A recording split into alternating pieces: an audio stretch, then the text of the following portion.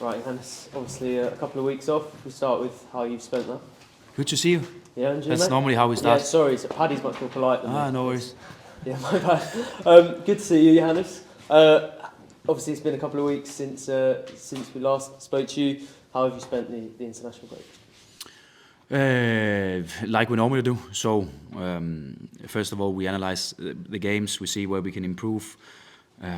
We clarify some focus points and areas for us to work with. Yeah, for the upcoming block of games, which is a little bit bigger than what we've been used to so far, because now we really step into a hectic period of games and months. So it's about making sure that everything we do is more or less following the right track, and of course also finding moments where we have to be better. Did it almost feel like you needed a little bit of a reset after the last few weeks? I think it's fair to say that it was tough the last couple of weeks. I think one thing is the results. Other thing is that we had to deal with a lot of situations with players in and out of the team, suspensions, injuries. So it was so much about just making as many players as possible available for the games, and there was not many towards the end. So many things going on. So I actually think, like I also said after the Bristol game, I think it was okay for us as a team to have that week off. With all due respect to the guys who went on national duties, because of course, obviously, we had some players who've still been playing. But for some of them to have a little bit of a restart and at least have a couple of days off. Yeah, you mentioned those injuries. What sort of state is your squad in at the moment? It's better. It's looking better. So we have Barnsley is back with the group. Gibbs is back with the group. O'Neill has been back. What more? Fassi is with the group again. So we are getting there slowly, but we are getting there, and it also creates a different scenario leading into the game on Saturday, because we have more options and we have more players available. You didn't mention Angus there. Is he still? Angus Gunn is available. He's back. Angus Gunn is back. Yeah. How big is that for you to have someone like him back in goal? He's an important player for us. He's an important player for the group. I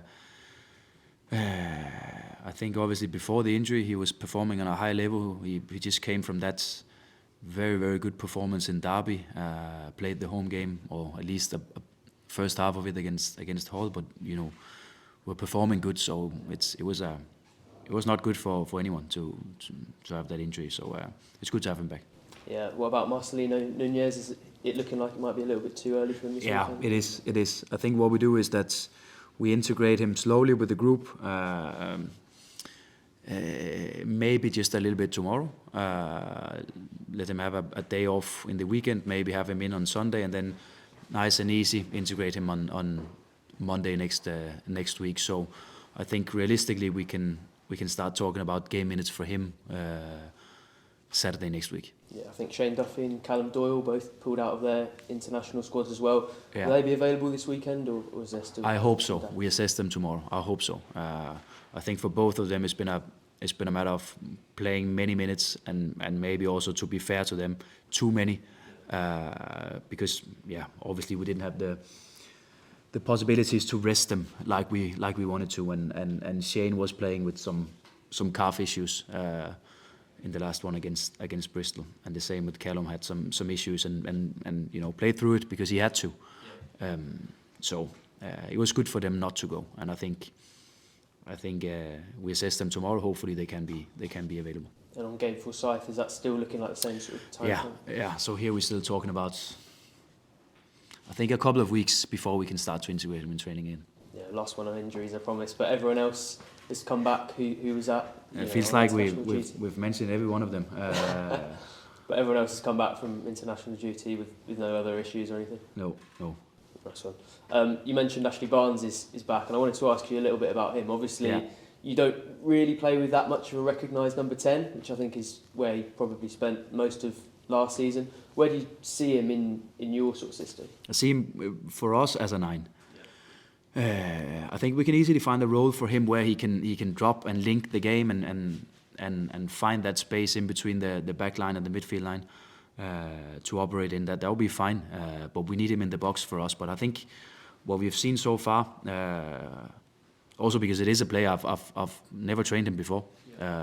So the couple of days he's been in with us now is the first time I've seen him in training. So, but he's a good link-up player, and I can see that he'll be valuable for us because he can link with the midfield, he can link with the wingers. But it's important still that we get his presence in the box. Off the ball, would it have to be a bit of a different role as well, because maybe he isn't the same sort of pressing player? No, but I don't think we should underestimate that his quality is also reading the game, and I think he's clever. I watched back some of his especially late Burnley performances when they were in Championship a couple of seasons ago, and I think he did well. So he's clever. He's a good game reader. Of course, he will never produce numbers like Marcelino for us. That's impossible. But I think he will organise that first line of pressing well. I suppose he's someone who's going to be desperate to be back involved as soon as possible. I think he is, and I think he has been for quite a while now. Yeah. In terms of all those injuries and things, we know what sort of toll it's taken on your team. But does it feel like, with the players who've maybe come from abroad and things like that and are still adapting, does this period maybe highlight, it's much colder, there are more games, you've got those injuries, is now the period where maybe that adaptation is starting to be a little bit more obvious? Let's see. we find out. It's a difficult question because I think the good thing for us was that,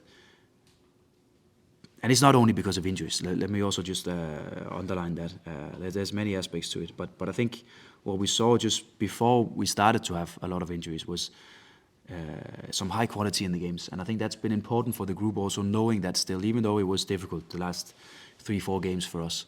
I think it's important for the group to know that we have that quality within the group, and I think when we are on top and when we can have more players available and when we can rotate just a little bit more and when we can have fresh minds and legs in for the games, then we can produce these moments in the game where we really play on top, and that's going to be useful for us stepping into the next block of many games, because it's not only going to be 10 or 11 or 12 players dealing with all these games, it's going to be the whole squad.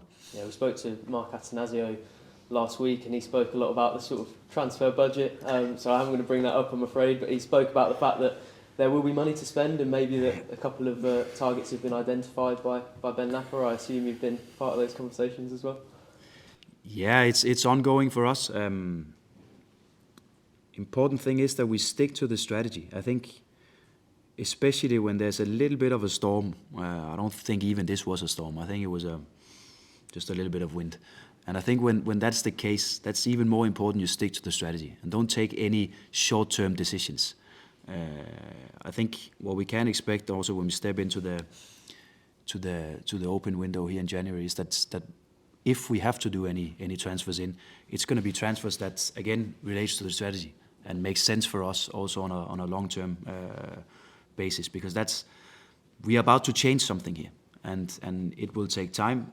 Fortunately, we have seen already now what we can do when we are at our best, but of course, obviously, we've also seen what can be the scenario when we're not at our best. So we have to continue with that strategy. We have to continue bringing in players that are suitable for that strategy and also the way of playing. And is that going to be a lot of players in January? I don't think so. So do you think it will be the same pattern in terms of sort of younger players that we saw in the summer? I think it will, because again, what we try to do here, I think when we are at our best, I think we can compete with the best teams in the league.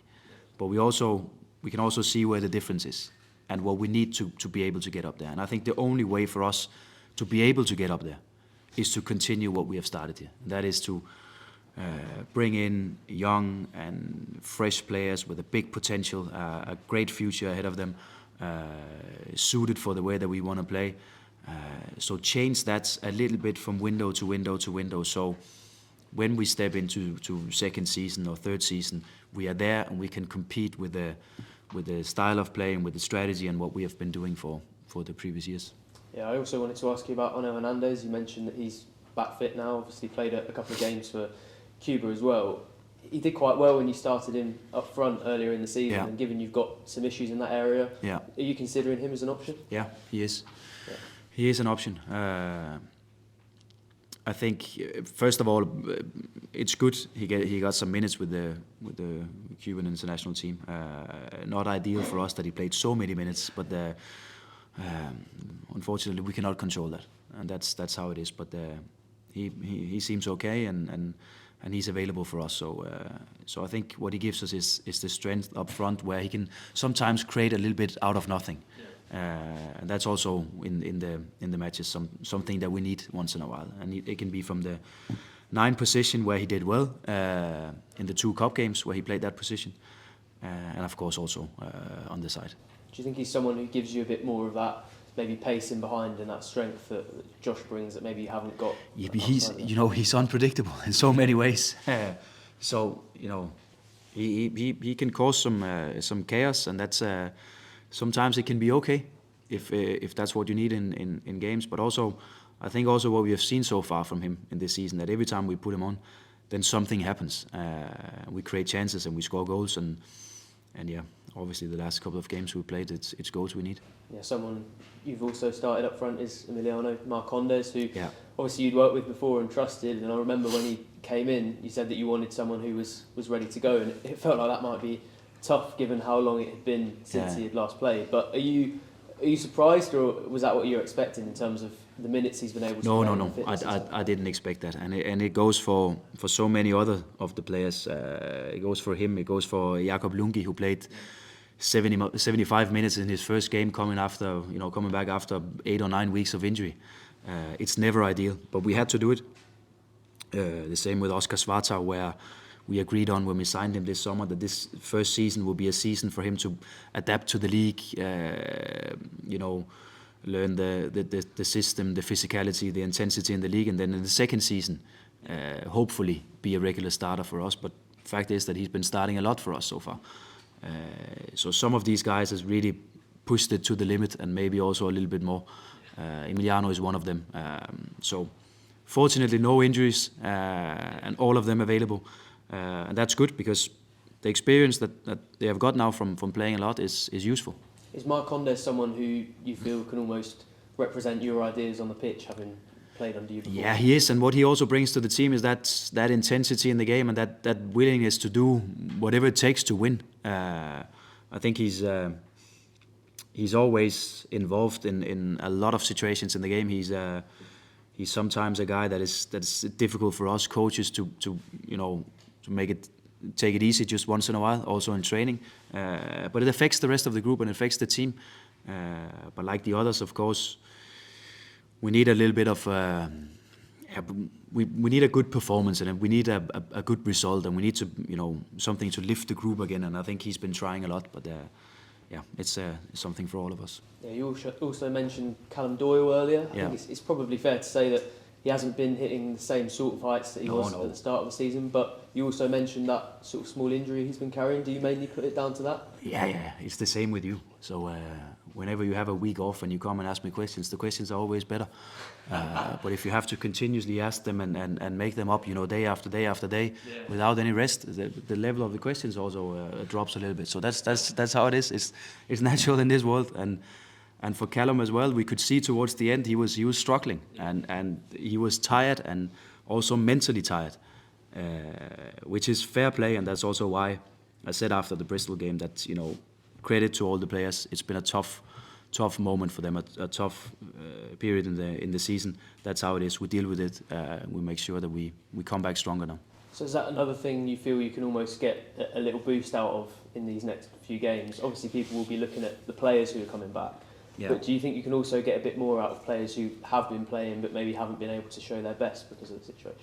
Yeah, I think so. I think this, 10, 12 days, I think it's been good for everyone. But also good for us that we now have more options, that we can rotate a little bit more. We can make sure that we play with fresh legs and also minds, because that's also something that can be tired after playing match after match after match, and all this traveling and all this preparation and so on, and it gives us many options. And then, like I said, it's still the experience that these guys now got from all these matches. Hopefully it's going to be very useful for us. Yeah, moving on to this weekend more specifically in West Brom, what are you expecting from them? expect what we have seen all season, that it's a solid team. It's a team that is difficult to break down. They concede few goals and they concede few chances. All of them more or less in the team with a lot of championships, for some of them Premier League experience. So I would call it a performance team. It's made to perform right now. That's probably also what we see. So it's going to be a tough one, but I think we try to look at it in a way where, there's no easy games in this league. So I think it can also be for us on Saturday to go and pick up the 3 points. In terms of tactically how they set up, what do you expect that to look like as well? Yeah, the same again. In some situations in the game, defensively for them, they can go man for man and create a very physical game picture. Sometimes they can drop a little bit lower in their 4-4-2 shape and really be compact and like I said, they're not conceding many chances. So it's a solid team, and we have to really, really be at our best to make sure that we circulate the ball with enough speed, that we move with the right timing, again the right speed. So we use these moments in the game where they open up a little bit, because it's not often that happens. Yeah, I think you've spoken before about how good the away support's been for you, and of course your team will need that again this Saturday. I think, like I said a couple of weeks ago, I have the feeling that a lot of the fans and sometimes they show emotion and are frustrated, but I also feel that a lot of them are really, really well reflected. And when I meet them in different scenarios, they ask really good questions, and we have some really, really good football discussions going on. I think what I sense is that they buy into what we're doing here, and it's not, like I said so many times, it's not only about me. It's Ben, and it's the coaching staff, and it's the players, and it's everyone in the club at the moment, where we're trying to change something, and to change something to hopefully the better. It will take some time, but doing the way, we need all the support that we can get, and it's just fantastic. I heard that we have 2,500 fans away in West Brom. That's fantastic. Yeah, just a couple more from me. Wanted to ask you about Anis Ben Slimani, who obviously you had to throw in probably a little bit earlier than you would have liked to in that Bristol City game. Yeah. But that fitness has been a bit of an issue. You've spoken about that. Is that something that you've almost got a time frame for, when you expect that to be sorted out almost, or is that something that you think will persist throughout his Norwich career? No, it should not be a case like that. It should be something that we can deal with, especially when we have more players available. So, again, the Bristol game was a bit about crossing our fingers and closing our eyes, and then hope for the best. And luckily, he got through it without any setbacks or injuries. So, he has spent the last 10-12 days well with rest, but also to build up the strength again that is needed for the rest of the season. So, again, the more players available give us better scenarios and solutions, and we have the time to rest players when they need it. And for a guy like him, we could see he came with some fitness issues from Sheffield, so we were all aware of that it would take some time for him to develop into being, full match fit week after week after week. But now I think we've spent the last 12 days well, so hopefully it's a little bit better on Saturday, and hopefully we can build him, and hopefully we can avoid playing him all the minutes. Yeah, I suppose the amount of game time you've given him though shows how much you believe in him as a player. Yeah, I think he started well, and I think he did very, very well for us in the beginning, and then of course he had a setback with an injury. And here towards the end, we played him, even though he was maybe not 100% fit and 100% ready to play. But we had to do it, and he's a team player, so it was not even something he needed to think about. He was ready, and he was ready to give everything he had. So that's positive. But now, like I said, we're in a better state with the team. So we can take even better and more clever decisions. Yeah, just finally, we're here at the Nest because it's the EFL week of action. How much have you seen from this club in terms of how active they are in the community? It's something everyone always talks about as a strength. Yeah, I think first of all, as a football club, you have to understand that the reason why we have a football club and are privileged to work in a football club is because of the community. So it's not something you can just choose to do randomly. You have to do it. It's an obligation you have to do, because we reach out to so many people. So many people are affected by the things that we do. And I will go as far as say that they are part of the things that we do. We should always have them in our minds when we take decisions and when we do things with the club. So it's just fantastic to see. And, you can see it everywhere you go, that they reach out to local football clubs and schools and so on.